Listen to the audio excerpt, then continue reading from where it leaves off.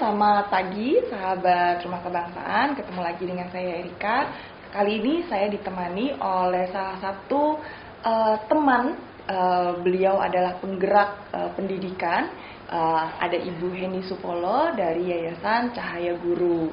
Nah, hari ini kita akan ngobrol tentang kalau kita sering baca ya di poster-poster atau di spanduk-spanduk gitu, atau bahkan di media tentang konsep merdeka belajar. Tapi sebenarnya apa sih konsep merdeka belajar itu? Sekarang kita mau ngobrol sama Ibu Heni. Halo Ibu. Hai Erika, thank you. Terima kasih juga buat kesempatannya bisa ngobrol. Terima kasih udah datang ke sini. Ini rumahnya homey sekali gitu ya. Jadi kita disambut oleh Ibu Heni langsung, dan kita akan ngobrol dengan suasana yang sangat adem gitu. Nah, Bu, ini kan kita sekarang mengenal konsep merdeka belajar gitu. Kalau saya gitu ya melihatnya, merdeka belajar artinya anak-anak gitu ya atau peserta didik itu memang mereka punya kebebasan gitu ya untuk tadi menerima, untuk menjalankan masa pembelajaran, ada rasa aman buat mereka. Nah, kalau menurut Ibu Heni sendiri, konsep merdeka belajar itu seharusnya seperti apa? Ini kita bicara kurikulum ya. Kita bicara kurikulum. Nah, kurikulum itu kan celakanya adalah suatu tulisan.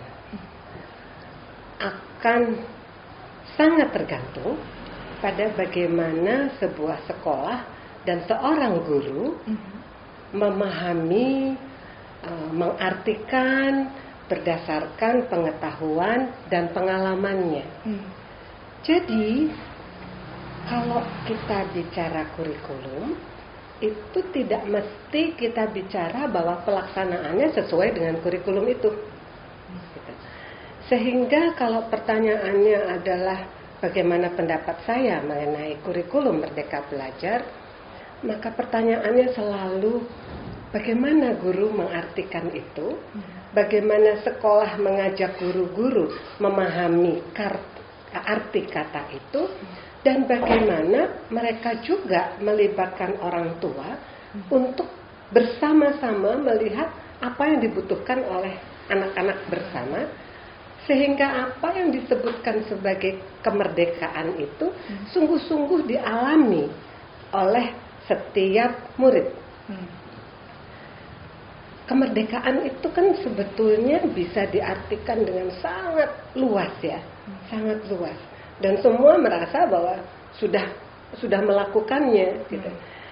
Tapi seberapa jauh ketika mengatakan sudah melakukan, ini sungguh-sungguh sudah mendengarkan suara setiap murid, sudah mendengarkan suara setiap guru, sudah melihat bagaimana situasi keluarga, sudah melihat bagaimana seseorang bisa menemukan potensi dan mengembangkannya dengan optimal.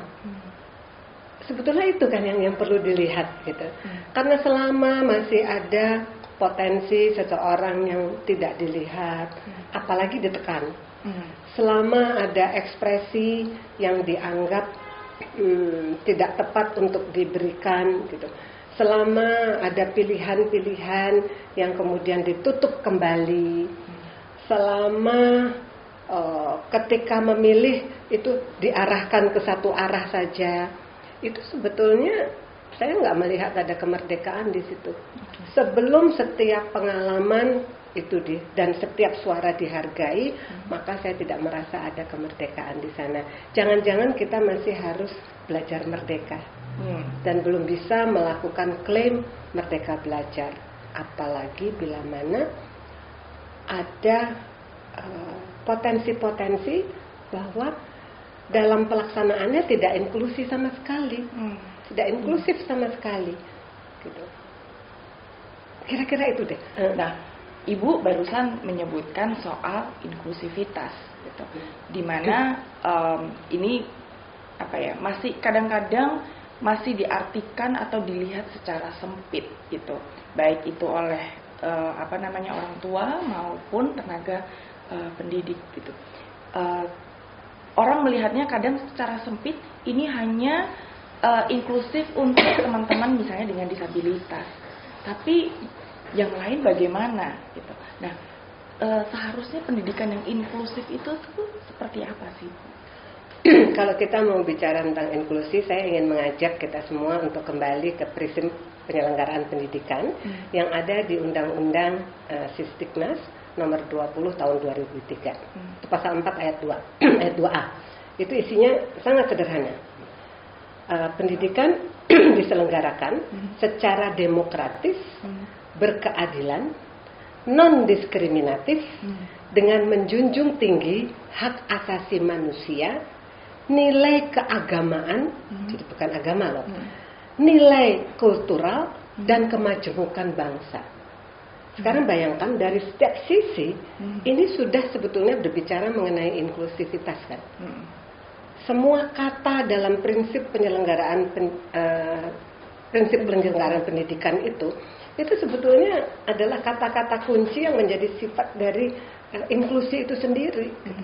Jadi memang ya itu tadi, bahwa setiap pengalaman berharga, setiap suara harus didengarkan. Kira-kira itu.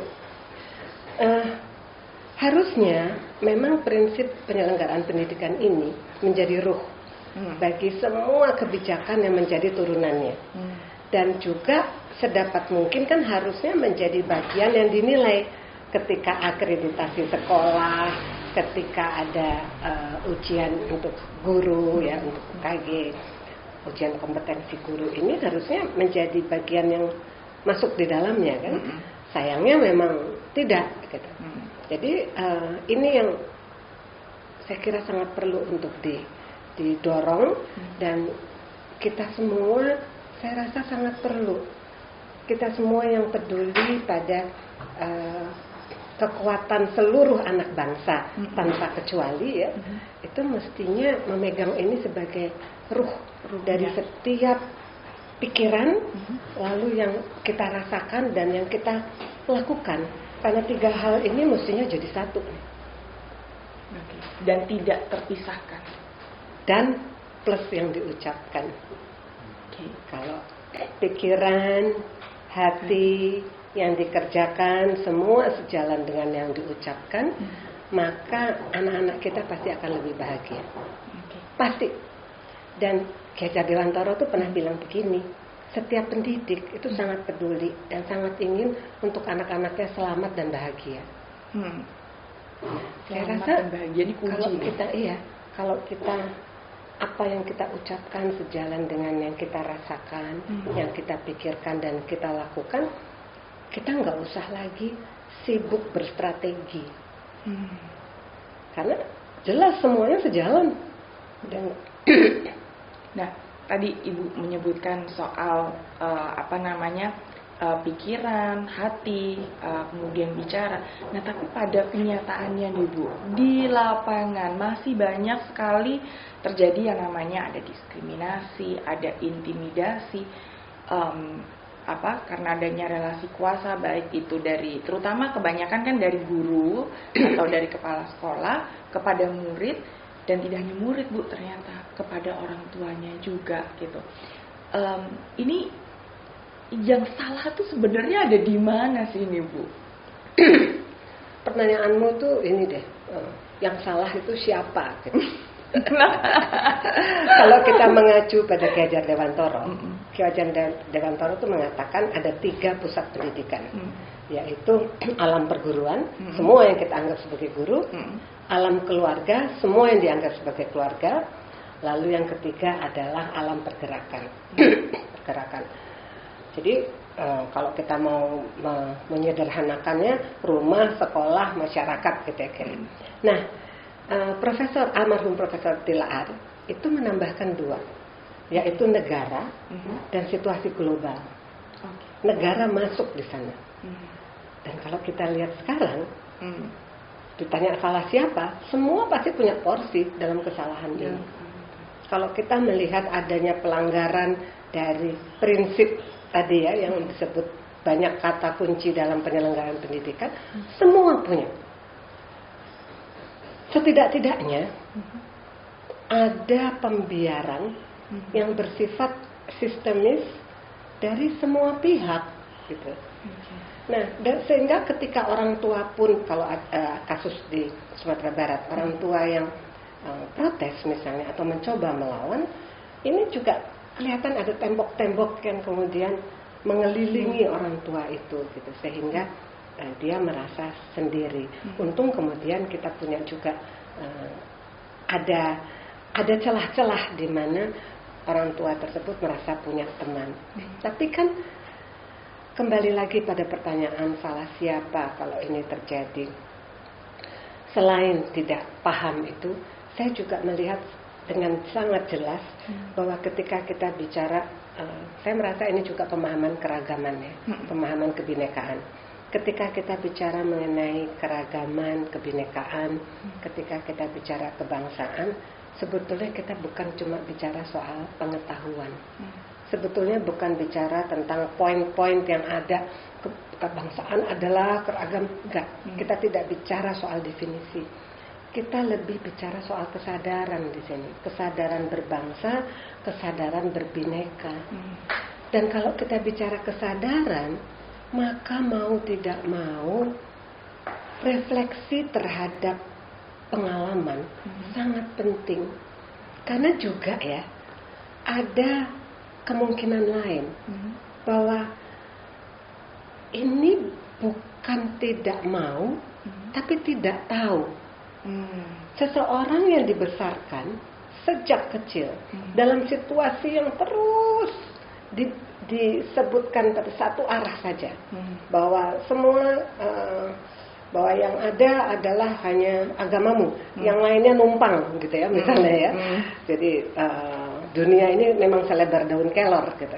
Daun kelornya isinya satu komunitas saja, yang lainnya numpang. Maka dia memang akan merasa bahwa memang mereka yang berhak pada daun kelor ini, dan merasa yang lainnya itu menghilangkan hak mereka dan menjadi sangat tidak aman karena takut bahwa ini diambil, karena dibangun itu sejak dia kecil.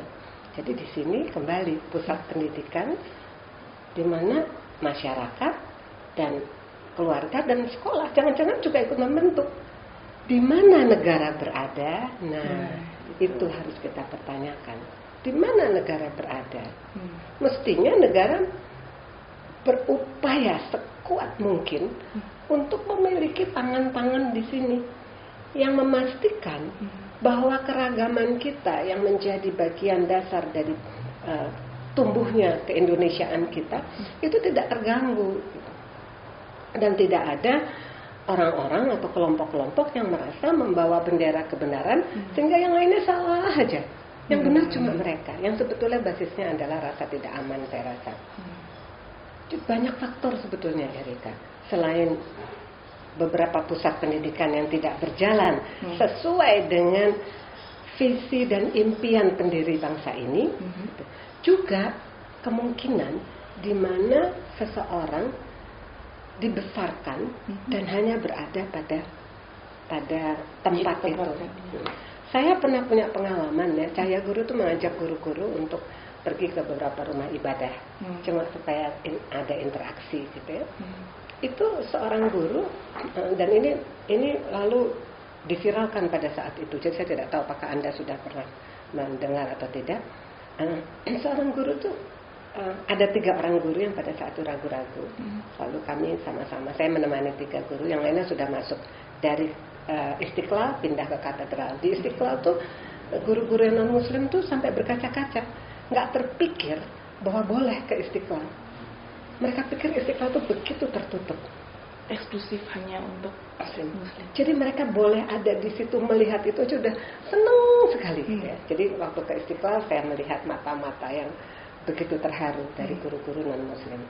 Pindah ke seberangnya katedral, ada 3 guru yang kelihatan dari bahasa tubuhnya itu sangat ragu. Saya menemani mereka butuh waktu untuk menguatkan diri, mereka sholat istiqoroh. Setelah itu masuk.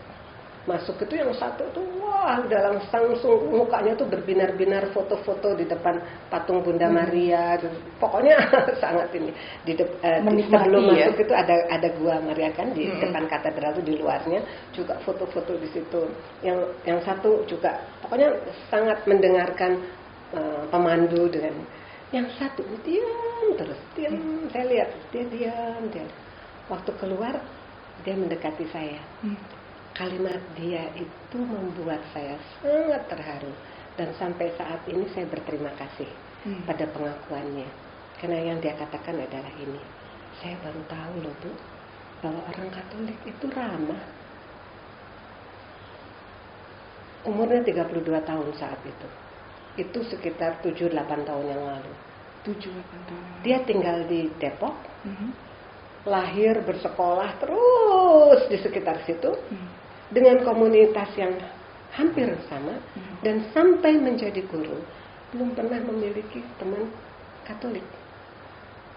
Dan yang dia tahu adalah Katolik itu sombong, orang kaya-kaya, sombong, menekan kita dan sebagainya.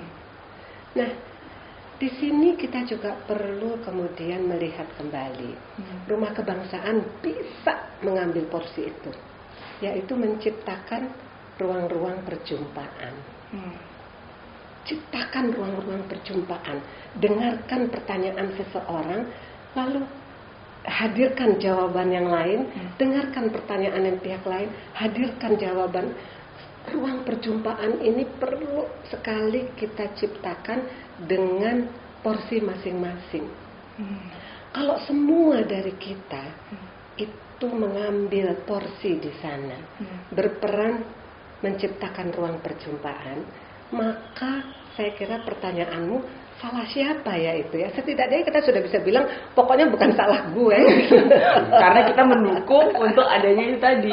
Iya, setidaknya bisa bilang gitu, karena kita sudah berperan. Karena masih ada kemungkinan di mana orang yang mengatakan atau melakukan hal-hal yang diskriminatif itu memang sepanjang hidupnya berpikir bahwa hanya dia yang memang berhak di dalun kelor ini, dan dalun kelor ini begitu terbatas, dan awas-awas kalau ada orang ke sana, kita nanti di mana, kita nggak punya porsinya, padahal mayoritas. Jadi menjual ketakutan. Betul. Dan karena bukan menjual lagi, karena dia hidup dalam itu, maka itu menjadi bagian dari kebenaran dalam pengalamannya. Karena itu semua yang berhubungan dengan kesadaran memang butuh waktu. Kita butuh berupaya lebih, kita butuh menciptakan ruang perjumpaan, kita butuh mendengarkan, kita butuh menangkap bahasa tubuh yang ada tanpa suara, kita butuh mendengarkan situasi. Karena situasi ini sendiri sebetulnya berbicara juga. Seberapa jauh kita bisa menangkap cerita di balik itu, gitu. Bukan hal yang riuh yang kita dengar, enggak. Tapi justru kesenyapan yang ada itu, pertanyaan-pertanyaan yang tidak diucapkan, yang diucapkan hanya pada saat seseorang berani dan merasa gak apa-apa nih saya ngomongnya kayak ini. Itulah sebetulnya akan penting untuk bagian dari kesadaran. Jadi kalau kita kembalikan pada kurikulum Merdeka, saya sesungguhnya sangat berharap, karena kementerian yang sekarang ini sudah mengatakan bahwa ada 3 hal yang sangat harus dihindari oleh sekolah, yaitu perundungan, intoleransi, dan kekerasan seksual. Dan itu pasti ada yang lain-lain ya kalau kita bicara mengenai prinsip penyelenggaraan pendidikan. Tapi setidak-tidaknya fokus pada ini akan membuat ruh yang hidup pada sekolah ini menyenangkan, sungguh-sungguh menyenangkan. Dan menyenangkan itu bukan apa yang lalu kita cek, ada ini cek, ada ini, enggak. Tapi bagaimana program diramu, bagaimana refleksi diadakan, bagaimana mendengarkan suara-suara yang selama ini nggak terdengar. Begitu bisa menangkap itu, maka seorang guru harus dihargai sebagai penggerak. Dan sekolah harus dihargai sebagai penggerak tanpa membutuhkan label sertifikat. Jadi saya tidak mengerti mengapa kurikulum yang diberi kata merdeka harus disertai label. Karena bukankah kemerdekaan ini jaminan untuk seluruh manusia, setiap manusia. Jaminan bahwa mereka semua punya kedaulatan atas dirinya. Jaminan bahwa semua manusia itu dihargai potensinya dan bersama-sama dengan potensi masing-masing kita menggunakannya untuk kebaikan bersama. Bukankah itu ada nilai dalam nilai Pancasila? Bukankah agama kita mengajarkan kita untuk hanya berbuat baik? Dan termasuk di dalamnya adalah itu. Gitu. Jadi saya memang termasuk yang agak risau. Saya risau. Ada beberapa hal yang sangat saya hargai dari keputusan kementerian yang sangat jelas, sikapnya sangat jelas. Tapi saya risau untuk kemungkinan, untuk potensi mereka yang belum mendapatkan sertifikat tidak dihargai sebagai penggerak. Padahal seorang guru itu setidak-tidaknya bergerak dalam lingkungannya masing-masing kan, bukan soal sertifikat kan, gitu. Nah, itu kalau kita bicara tentang kemerdekaan belajar. Nah, kalau kita bicara mengenai tadi Erika mengatakan sekolah dan guru yang melakukan hal-hal yang bertentangan dengan prinsip penyelenggaraan pendidikan dan suatu kemerdekaan. Ya kalau betul itu terjadi, mestinya bagian dari yang lainnya bersuara kan? Iya. Kan tidak membenarkan, tidak mendiamkan kan. Pembiaran itu kan sebetulnya untuk membuat itu terjadi lebih lama dan sesuatu yang berulang lama dinarasikan seakan-akan itu menjadi bagian dari kebenaran. Sehingga kasihan. Sebetulnya saya kasihan ya kalau kita sekarang kan sedang banyak sekali bicara mengenai jilbab ya. Saya kasihan pada teman-teman yang sungguh-sungguh mengenakan jilbab itu karena memaknainya sebagai satu pilihan. Karena pada sisi lain ya, kita juga melihat bagaimana orang dipaksakan memakai jilbab sehingga makna dari jilbab itu tereduksi oleh pemaksaan itu. Nah ini yang harusnya dihayati oleh para pemaksa itu, bahwa begitu kamu memaksakan, kamu sudah mereduksi arti yang kamu sebut itu sendiri. Kalau kamu pikir itu betul baik, kenapa kamu nggak bisa percaya pada orang untuk memilihnya? Kenapa harus kamu yang memaksakan? Setuju. Iya kan? Dan sekarang kalau misalnya kita lihat prakteknya terkait dengan kewajiban penggunaan jilbab ini, itu justru kemudian tidak hanya mereduksi nilai dari penggunaan jilbab itu sendiri, tapi juga sebenarnya dia sudah menghilangkan konsep merdeka itu tadi. Gitu. Jelas kalau sesuatu yang diwajibkan itu ya, apalagi diwajibkan untuk satu pemahaman yang harusnya bisa diinterpretasikan secara berbeda kan oleh setiap orang, itu jelas menghilangkan kemerdekaan, jelas. Itu sih soal itu iya. Makanya ada SKP 3 Menteri kan yang sejalan, dan Cahaya Guru 100% mendukung itu dan merasa bahwa dengan itu digugurkan oleh Mahkamah Agung tidak berarti bahwa kementerian-kementerian ini lalu diam kan. Mereka kan bisa masing-masing dengan peraturannya sendiri mencari jalan yang lain. Betul loh, dengan wewenang masing-masing kan. Kan bisa itu. Kan bukan juga kementerian lalu ya sudah dibatalkan. Yang dibatalkan kan SKB 3 menterinya. Kalau sendiri-sendiri kenapa memang? Kalau betul tujuan utama menyelamatkan keragaman untuk kebangsaan dengan dasar kemanusiaan, nggak berhenti. Dan menyelamatkan generasi anak-anak bangsa. Iya, menyelamatkan bangsa. Bangsa ini nggak ada kalau nggak ada keragaman itu. Gitu. Dan yang dilanggar adalah hak sebagai manusia kan. Jadi kemanusiaan dilanggar. Ini terkait dengan pemaksaan, ya, terkait dengan tadi menggunakan kewajiban. Sekarang kita ada concern yang sangat besar terkait dengan adanya kewajiban penggunaan jilbab di sekolah-sekolah negeri, dan ini tidak hanya terjadi di kota-kota besar, tapi sampai ke daerah-daerah, sampai ke pelosok-pelosok, yang kemudian akibatnya ternyata kan banyak murid dan orang tua yang mereka terintimidasi, mereka didoxing gitu, sampai ada yang kehilangan pekerjaannya orang tuanya. Nah, ini Ibu melihat fenomena ini bagaimana nih Bu? Gitu.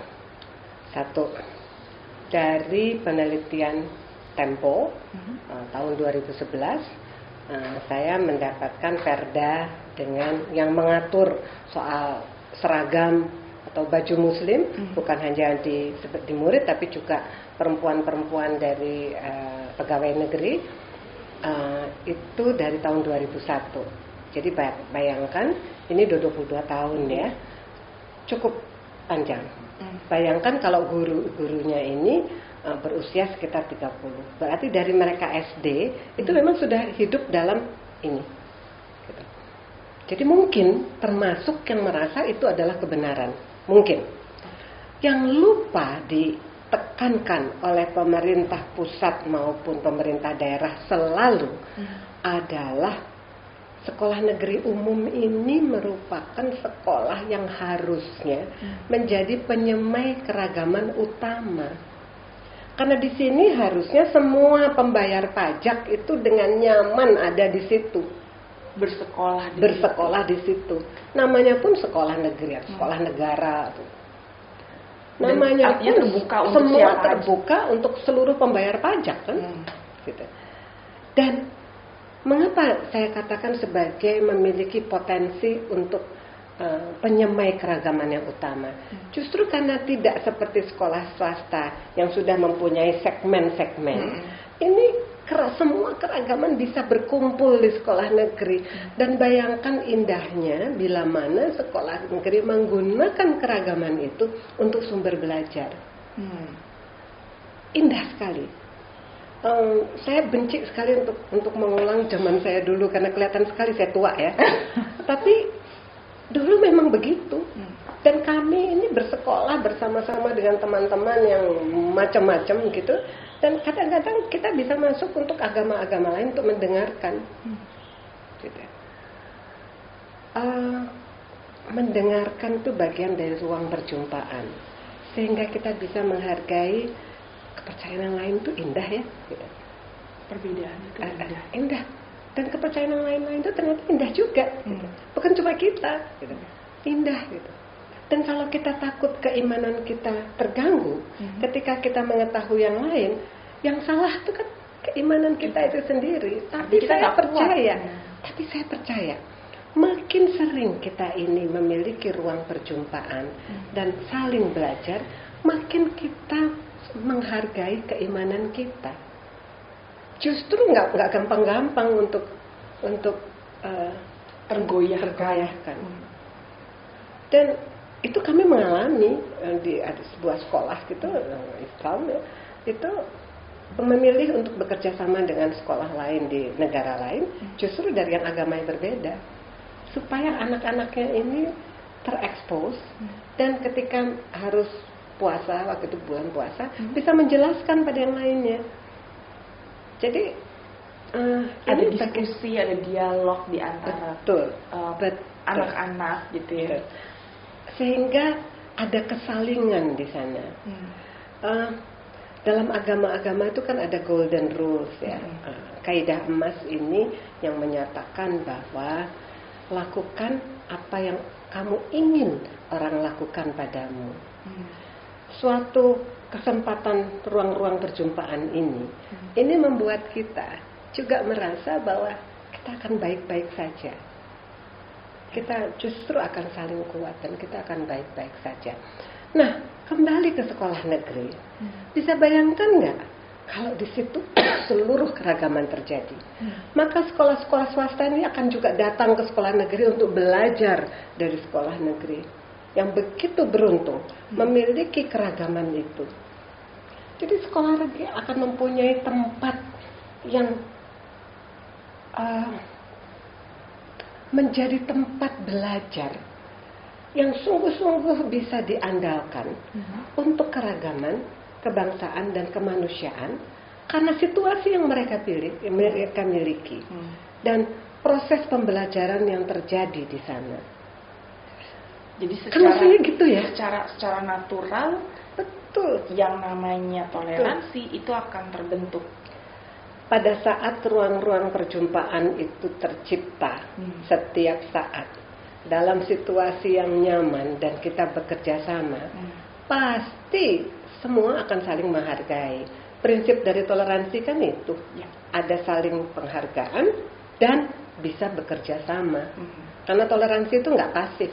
Kalau sekedar mentolerir tapi menjaga jarak juga bisa disebut toleransi. Tapi kan bukan itu yang kita maksudkan dengan toleransi. Yang kita maksudkan adalah perasaan nyaman untuk berada di ruang yang sama dan bekerja sama untuk kebaikan bersama. Nah, sekarang nih Bu, ini apa namanya? Tunggu dulu, ada yang lupa. Kementerian baru tahun lalu, tahun 22.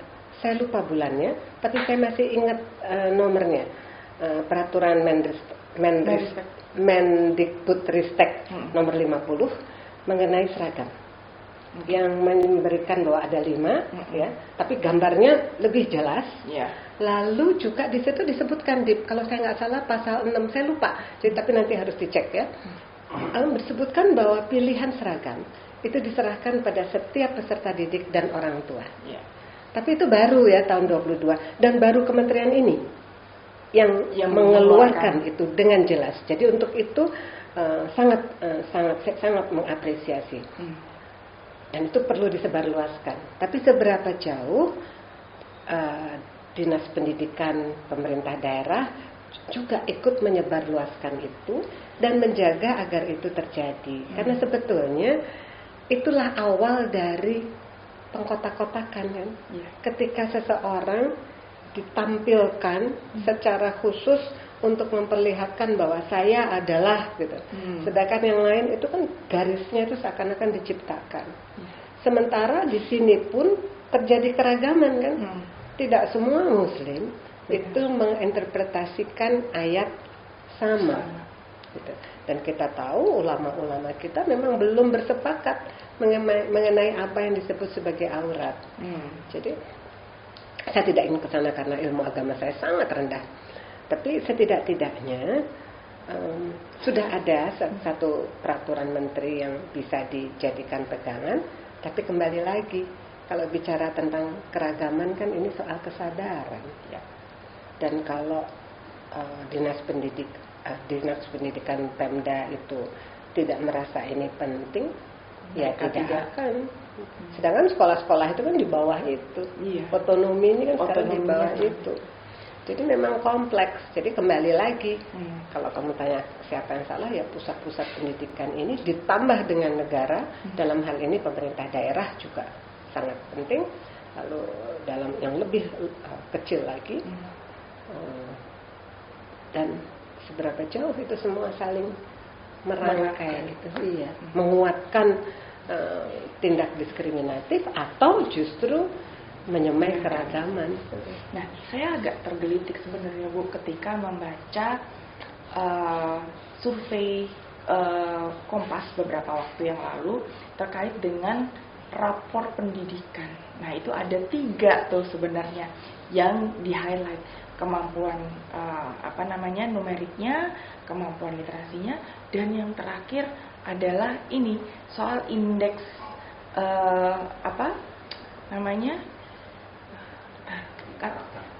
bukan dikat ya, entar indeks apa namanya? Indeks karakter. Oke. Nah, nanti diri dan ya. Boleh diulang lagi di indeks karakter. Oh ya. Disambung ke kata-kata yang tadi sebelumnya. Oke. Ada 3 hal.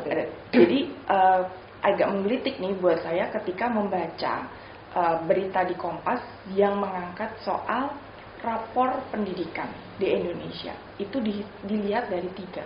Kemampuan literasi, kemampuan numerik, dan soal indeks karakter gitu. Di mana secara jelas di situ disebutkan indeks karakter itu dinilai dari pemahaman Pancasila berakhlak mulia. Nah, ini yang kemudian apakah ini menjadi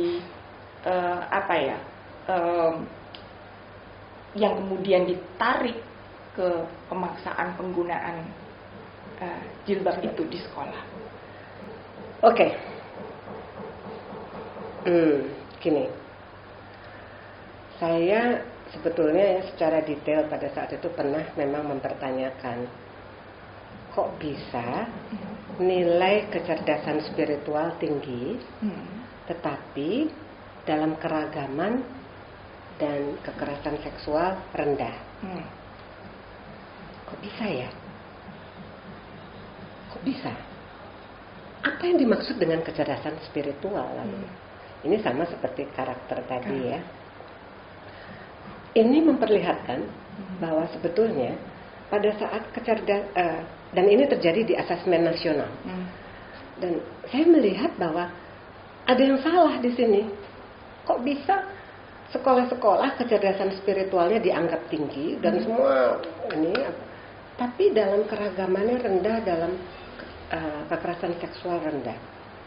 Padahal kalau kita sungguh-sungguh makhluk spiritual, kita menerima semua yang ada ini sebagai ciptaannya dan ikut merawat.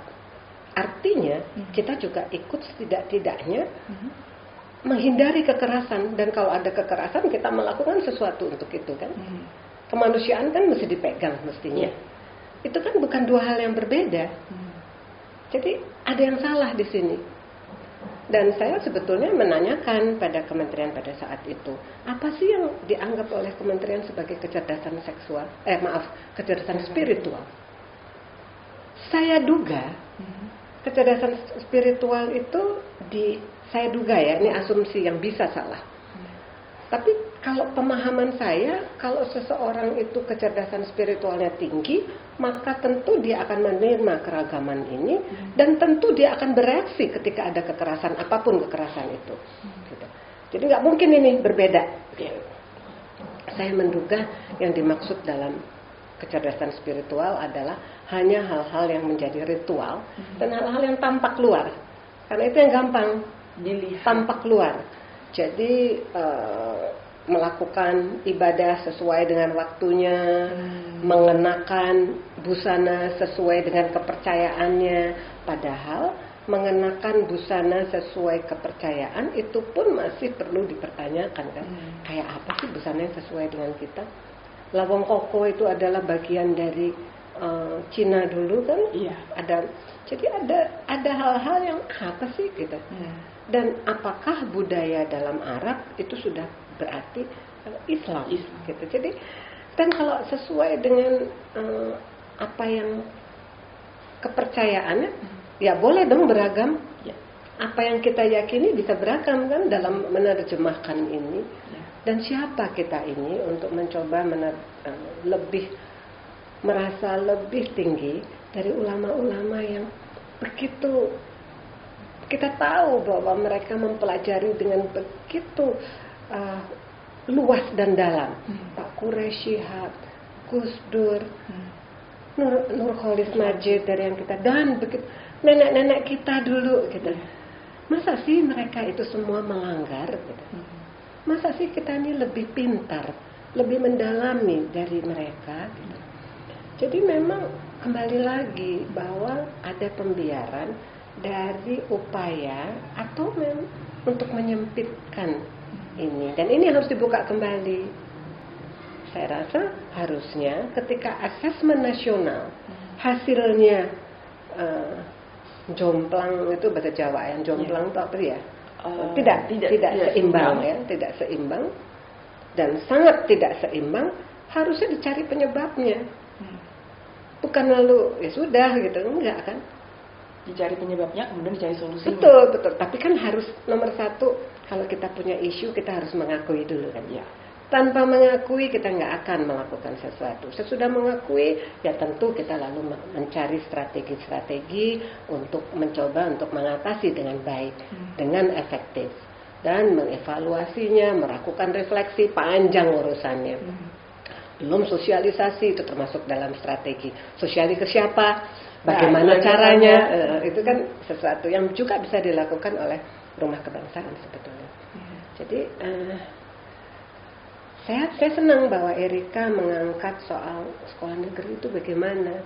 Karena saya sih berharap pimpinan-pimpinan sekolah negeri, dinas pendidikan, ya, UPTD yang menangani sekolah negeri, semua itu punya visi seperti pendiri bangsa ini dulu, gitu. Bahwa setiap manusia punya kedaulatan, bahwa kita semua ini perlu sekali, anak-anak kita semua perlu sekali digali potensinya, dan potensinya perlu dikembangkan secara optimal. Karena sejalan dengan itu, kita kan juga mendengar isu murid-murid yang tidak beragama, sesuatu itu juga tidak memiliki kesempatan lebih dari teman-temannya yang mayoritas, dan perempuan tidak dibiasakan untuk memimpin doa, perempuan tidak dilihat kemungkinannya untuk menjadi ketua OSIS, dan semua hal-hal atau ketua kelas, semua hal-hal yang memperlihatkan potensi perempuan secara menyeluruh sebagai manusia. Itu juga satu hal yang sebetulnya perlu ditumbuh kembangkan di sekolah negeri. Karena sekolah negeri itu sebetulnya punya potensi itu. Sayang sekali kalau mereka lalu mengatakan, aduh syukur di sini 100% agama gitu. Itu sayang banget. Itu adalah kegagalan sebetulnya. Nah, terakhir Ibu, kita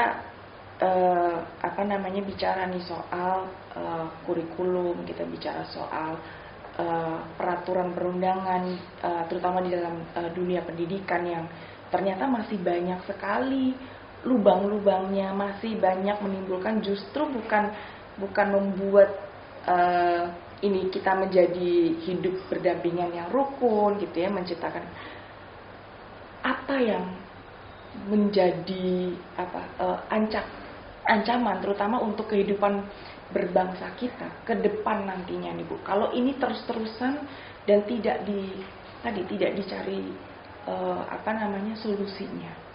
Saya rasa lembaga legislatif dan eksekutif harus sungguh-sungguh melihat kembali peraturan-peraturan yang menurut Erika bolong-bolong tadi, perda-perda yang jelas bersifat diskriminatif, perda-perda yang mengurangi penikmatan perempuan pada kemerdekaan ini. Karena ini juga di dunia pendidikan ya, dunia pendidikan memperlihatkan partisipasi perempuan naik gitu, semua naik, semua gembira. Pertanyaannya, pernah nggak melihat kembali penikmatannya ikut naik nggak? Penikmatan pendidikan perempuan itu seberapa sih? Pernah dilihatnya? Karena di situ justru pentingnya kan. Ketika kita semua menikmati berada di negeri ini sebagai manusia merdeka, dan kemudian gandeng tangan, di situ kita baru bisa gembira. Tapi sekedar angka, ada kenaikan ini, ada kenaikan itu, tanpa kita pasti bahwa ada kesetaraan penikmatan dari seluruh anak negeri, ya belum sih. Dan ketika kamu mengatakan bahwa peraturan-peraturan, ya memang harus mulai dari itu ya. Karena peraturan sudah menjamin seperti prinsip penyelenggaraan pendidikan itu saja, bukan berarti akan terjadi kalau tidak dipahami. Tapi setidak-tidaknya perda-perda harus dilihat kembali. Lembaga legislatif harus bisa melihat, menyisir kembali, lalu Pemda harus melihat kembali dengan jelas. Kementerian Dalam Negeri harus ikut campur di sini. Kementerian Kehakiman harus ikut campur di situ. Saya kira di situ apa yang disebut oleh Prof. Tilar sebagai salah satu pusat pendidikan ini adalah negara. Gitu. Jadi itu. Terima kasih. Oke, terima kasih ngobrol-ngobrolnya. Nanti kita bisa menyambung lagi dengan mungkin topik-topik seputar pendidikan, soal kebangsaan, soal merdeka belajar, soal toleransi. Nah, ini yang kita juga satu lagi, Erika, dan membuka ruang perjumpaan. Membuka ruang perjumpaan. Nah, Terima kasih buat teman-teman. Semoga obrolan kita hari ini bisa menginspirasi teman-teman. Dan jangan lupa terus pantau Instagramnya Rumah Kebangsaan, lihat YouTube kita juga, dan media-media sosial kita yang lainnya. Sampai jumpa. Thank you. Thank you.